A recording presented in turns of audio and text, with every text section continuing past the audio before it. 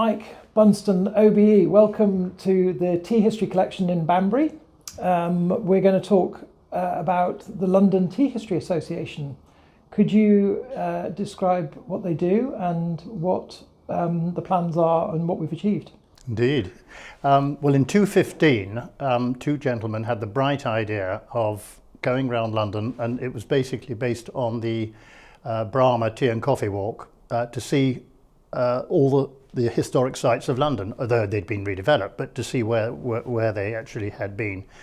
And he was appalled to find that there was no recognition at all of any indication that the tea trade ever existed in London. It was extraordinary. So when we set up the London Tea History Association and brought in some eminent folk to join us, the task was to try and put up bronze plaques in strategic places in London. The first one was St Catherine's Dock, and it was on Commodity Wharf on the pillar as you go in, and that was opened in, I can't remember exactly, but I think it was about 217, 218, and that was a great success. We had a very good opening ceremony with many members of the tea trade attending, but we worked hard on others. The second one was the tea building in Shoreditch High Street, which had been the old Lipton building, a red brick building.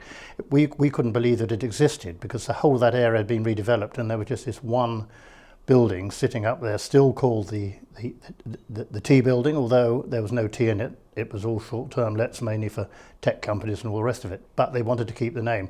So after a lot of effort, we managed to get our second plaque up there.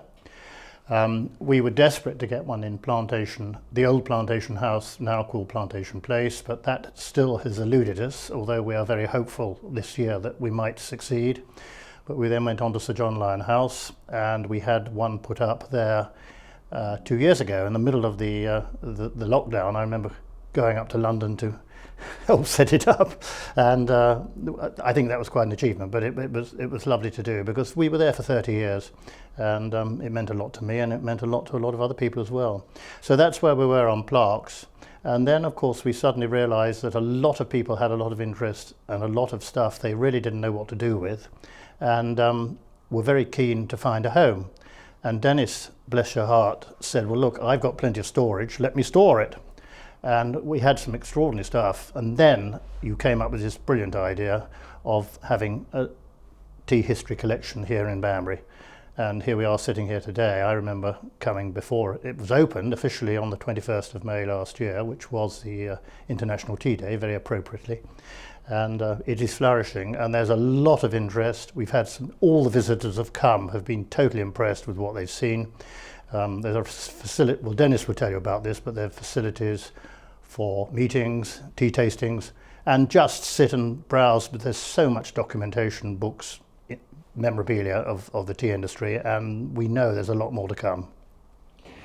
Yes, and there's actually a lot of stuff about Plantation House and Sir John Lyon's House and St Catherine's Dock here in the collection, so if anybody wanted to learn a bit more about those famous tea locations in London, we have the information here. The other thing which is worth mentioning is around one of our members, Alexandra Messavi, who runs the Culture Concierge, and she is creating a tea walk. Do you want to just explain a bit more about that? Yes, well this again is slightly a follow-up from what Edward Brahma did many years ago, and it is to encourage people to come and walk around the City of London and see the sites. There are the plaques now to visit, see the sites, and have people who know something about the area giving talks as they go. And then I think the idea is that they end up with having tea tasting sessions or taking tea in a very smart establishment in London. So it's a great thing, and I think it's going to be very popular, particularly to overseas clients.